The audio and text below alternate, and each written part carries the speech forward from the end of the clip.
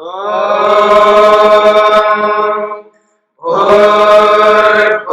स्वः तत्सवितुर्वरेण्यं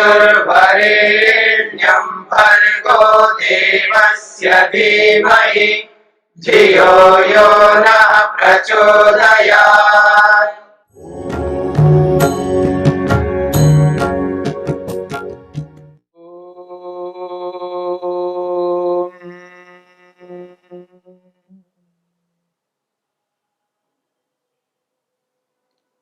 साधन पाद के पहले सूत्र की चर्चा में तप को लेकर के चर्चा की है। तप क्रिया योग में कितना महत्व रखता है, इस बात को लेकर के हमने विचार किया है। बिना तपस्या के योग को कोई भी साधक सिद्ध नहीं कर सकता। साधना करने वाला कोई भी साधक हो, जो साधना करता तो है पर तप नहीं करता है, तो स्वाध्याय, तप और ईश्वर प्रणिधान रूपी जो क्रिया योग है, इस क्रिया योग के माध्यम से जिस योग को सिद्ध किया जाता है, उस योग को वह सिद्ध नहीं कर पाएगा। बिना तपस्या के योग सिद्ध नहीं हो सकता है। जिस अशुद्धि को दूर करना है, वह अशुद्धि बिना तप के दूर नहीं हो सकती। इसलिए यहां पर तपस्या का विधान किया है।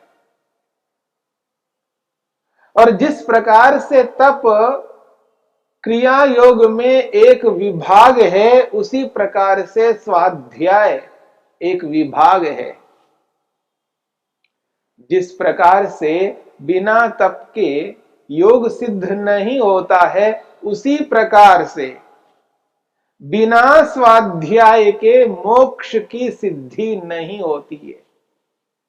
बिना स्वाध्याय के मुक्ति को, मोक्ष को कोई भी साधक प्राप्त नहीं कर सकता। इस बात को समझने का प्रयत्न करना है। क्रिया योग का दूसरा विभाग है स्वाध्याय।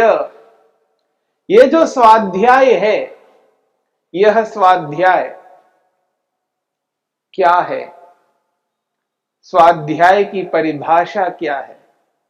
किसे स्वाध्याय कहना चाहिए? महर्षि वेदव्यास ने स्वाध्याय की परिभाषा की है। महर्षि वेदव्यास कहते हैं, स्वाध्यायः प्रणवादि पवित्राणाम जपो मोक्ष शास्त्र अध्ययनम वा।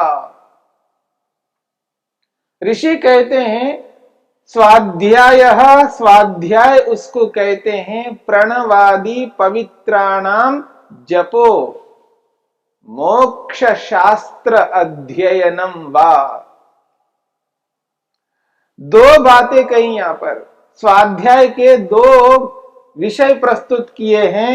एक प्रणवादि पवित्र मंत्रों, वाक्यों, शब्दों का जप करना, ओम का जप करना। असतो मा सद्गमय तमसो मा ज्योतिर्गमय मृत्योर्मा मृतंगमय। इस प्रकार के पवित्र वाक्यों का जप करना, या किसी भी वेद मंत्र के माध्यम से जप करना।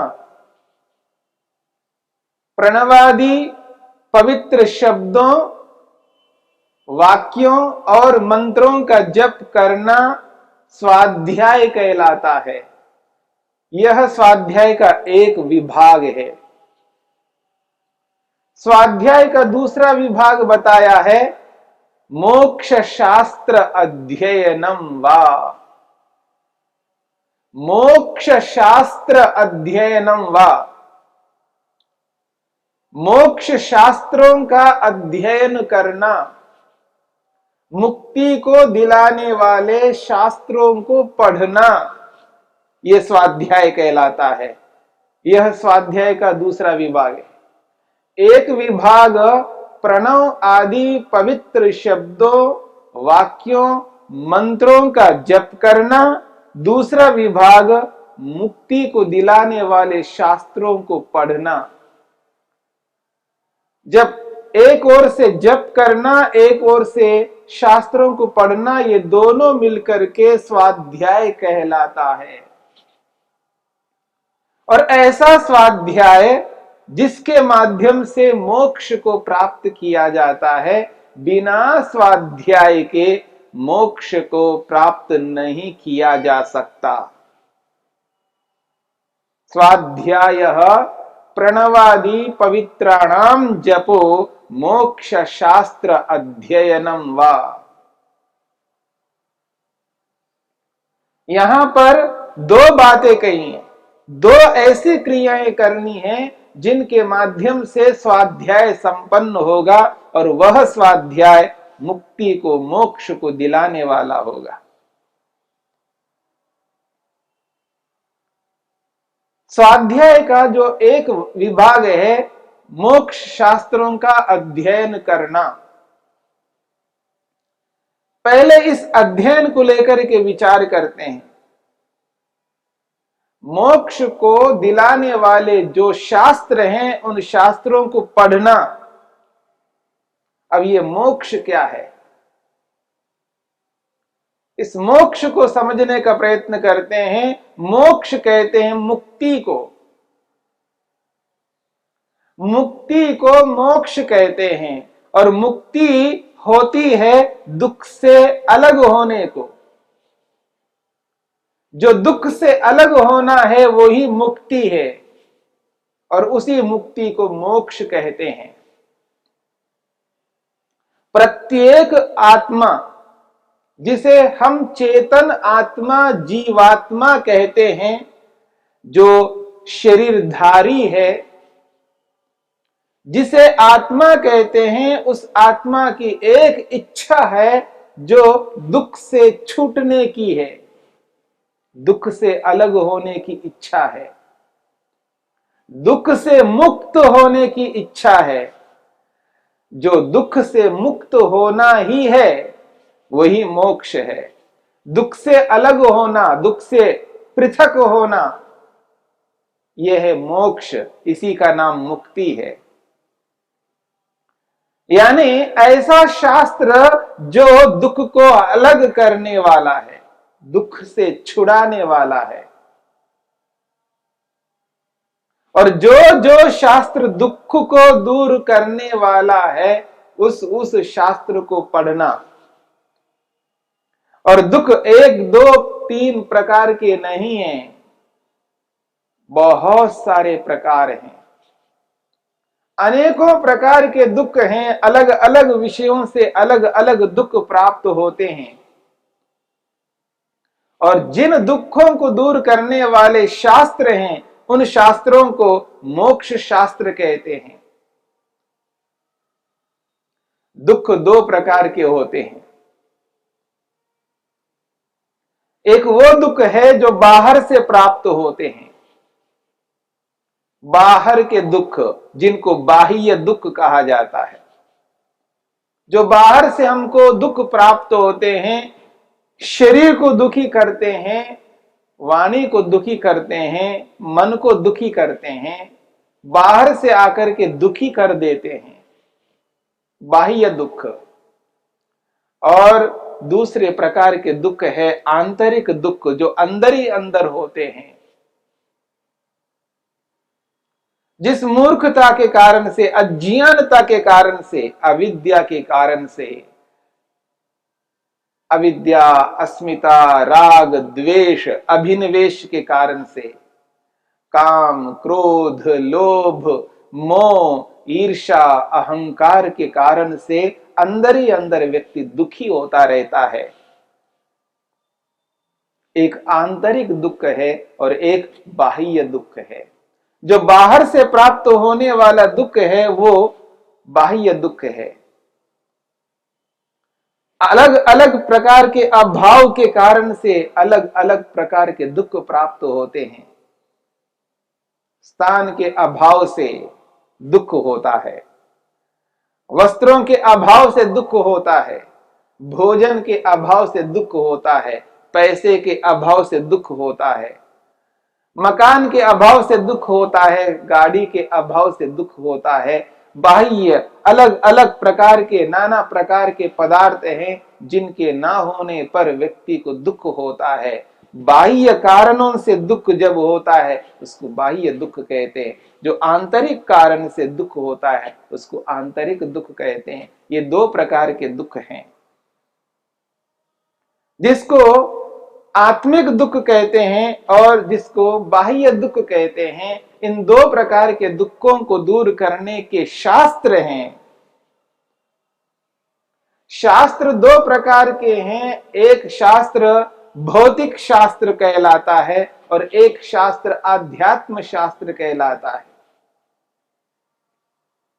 और आज संसार में जितने भी लोग हैं ये लोग दो विभागों में बट गए हैं।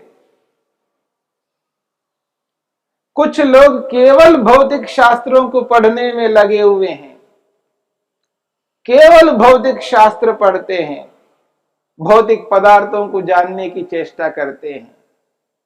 कुछ लोग ऐसे हैं जो केवल अध्यात्म शास्त्रों को पढ़ते हैं, आत्मा परमात्मा संबंधी शास्त्रों को पढ़ते हैं। और अक्सर ये देखा जाता है जो भौतिक शास्त्रों को पढ़ने वाले हैं वो आत्मा परमात्मा से संबंधित शास्त्रों को नहीं पढ़ पाते हैं, और जो आत्मा परमात्मा से संबंधित शास्त्रों को पढ़ते हैं वो भौतिक शास्त्रों को नहीं पढ़ पाते हैं। एकांगी जीवन को लेकर के व्यक्ति चल रहा है। एक पक्ष को लेकर के जो व्यक्ति चलता है वह व्यक्ति कभी भी पूर्ण रूप से दुखों को दूर नहीं कर सकता। समस्त दुख उसके दूर हो नहीं सकते। बाहर की ओर से दुखों को दूर करता है तो आंतरिक दुखों को दूर नहीं करता है। जो आंतरिक दुखों को दूर करने की चेष्टा करता है, आंतरिक दुखों को दूर करता है तो बाह्य दुखों को दूर नहीं कर पाता है। एकांगी जीवन में हमेशा हानि होती है। इसलिए कहा जा रहा है स्वाध्याय करना, शास्त्रों को पढ़ना। जो दुखों को दूर करने वाले शास्त्र हैं, जो जो शास्त्र दुख को दूर करने वाला है उस शास्त्र को पढ़ना मनुष्य का कर्तव्य है। तो भौतिक शास्त्र, आध्यात्मिक शास्त्र, भौतिक विद्या, आध्यात्मिक विद्या, आध्यात्मिक और भौतिक ये दोनों मिलकर के मनुष्य के दोनों प्रकार के दुखों को दूर कर देते हैं। स्वाध्याय, स्वाध्याय करना है। मोक्ष शास्त्र अध्ययनम, मुक्ति को मोक्ष को दिलाने वाले जो भी शास्त्र हैं उन शास्त्रों को पढ़ना। भौतिक शास्त्रों को पढ़े बिना समाधि नहीं लग सकती। भौतिक शास्त्रों को पढ़े बिना, जाने बिना मोक्ष प्राप्त नहीं हो सकता। भौतिक शास्त्रों को पढ़ना भी अनिवार्य है। कोई समझे कि केवल आध्यात्मिक शास्त्रों को पढ़ करके ही हम मुक्ति को प्राप्त करेंगे तो नहीं हो पाएगा। दोनों प्रकार के शास्त्रों को पढ़ना है। यह विचार केवल मेरा विचार नहीं है, यह विचार केवल वेद व्यास के नहीं है, यह विचार केवल पतंजलि के नहीं है, यह विचार किसी व्यक्ति विशेष के नहीं है। व्यक्ति विशेष कोई मान्य नहीं रखता। वेद के सामने, ईश्वर के सामने व्यक्ति विशेष कोई मान्य नहीं रखता। वेद तो वेद है। वेद के समक्ष और कोई प्रमाण की आवश्यकता नहीं है, वो स्वतः प्रमाण है। प्रमाण वेद है, साक्षात ईश्वर है। वेद कहता है भौतिक शास्त्रों को पढ़ना है, भौतिक शास्त्रों के माध्यम से मोक्ष को प्राप्त किया जाता है। ये वेद का संदेश है। वेद क्या कहता है? संभूतिम च विनाशम च यस्तद वेदो भयम सह विनाशेन मृत्युम तीर्त्वा संभूत्यामृतमश्नुते। यह वेद मंत्र है। चारों वेदों में यजुर्वेद दूसरा वेद है। ऋग्वेद के बाद में यजुर्वेद है। यजुर्वेद में आता है, यजुर्वेद के अंतिम अध्याय 40वां अध्याय, यजुर्वेद के 40वें अध्याय के 11वें मंत्र में ये बात कही गई है। संभूतिम च विनाशम च यस्तद वेदो भयम सह विनाशेन मृत्युम तीर्त्वा संभूत्यामृतमश्नुते। इस यजुर्वेद के मंत्र में स्पष्ट रूप से भौतिक विद्या को लेकर के विचार किया है। भौतिक विद्या के माध्यम से, भौतिक शास्त्रों के पढ़ करके, भौतिक विद्या को अपना करके, भौतिक विद्या के माध्यम से अमृतमश्नुते, अमृत को प्राप्त किया जाता है, मोक्ष को प्राप्त किया जाता है।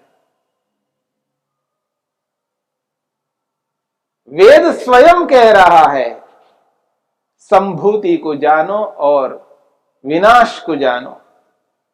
इन दोनों को जान करके संभूति के माध्यम से अमृत को प्राप्त किया जाता है, विनाश के माध्यम से मृत्यु से तरा जाता है। विनाश के माध्यम से मृत्यु से तर करके और संभूति के माध्यम से अमृत को, मोक्ष को प्राप्त किया जाता है। अर्थात भौतिक विद्या मुक्ति के लिए साधन है, बाधक नहीं है।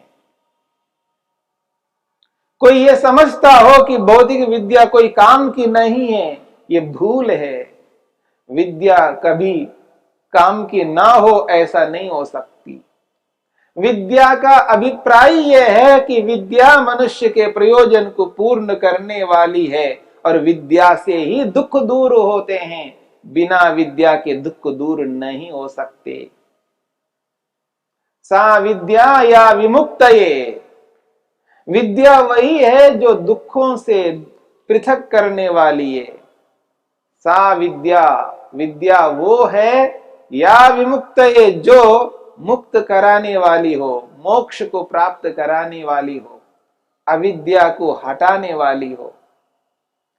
दुख को दूर करने वाली को ही विद्या कहते हैं। और ये भौतिक विद्या यदि विद्या है तो ये दुख को दूर करने वाली है। इसलिए भौतिक विद्या की आवश्यकता नहीं है, ऐसा जो कथन किया जाता है वह कथन अनुचित है, भूल से युक्त है।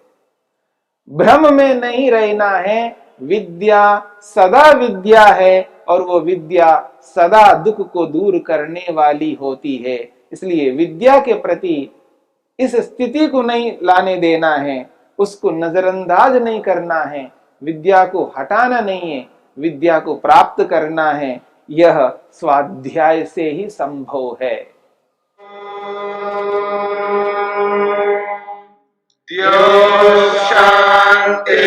शांतिरंतरिक्षं शांति पृथिवी शांतिरापः शांतिरोषधयः शांतिः वनस्पतयः शांतिर्विश्वे देवाः शांतिर्ब्रह्म शांति सर्वं शांति शांतिरेव शांति क्षमा शांतिरेधि। ओम शांति शांति शांति।